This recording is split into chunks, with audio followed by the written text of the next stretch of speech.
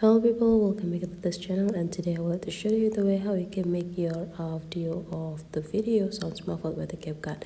You just need to open the CapCut application and you can just create the new project by go click the plus button. Wait until it's perfectly open first. Open this new project and you just need to pick the video that you want to edit here, and then just need to go click add, and now you'll see what the audio here says. This is the original audio. Okay, then I would like to make this audio sounds muffled, so you just need to tap it and open options here. So you just need to go slide into the left side.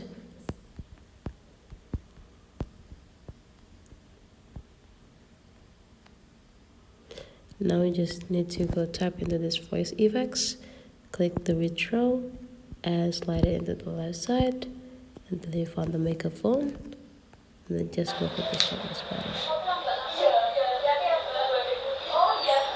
Now the audio sounds muffled already. That's it for today's tutorial. If you enjoy it, let's meet again into other tutorial.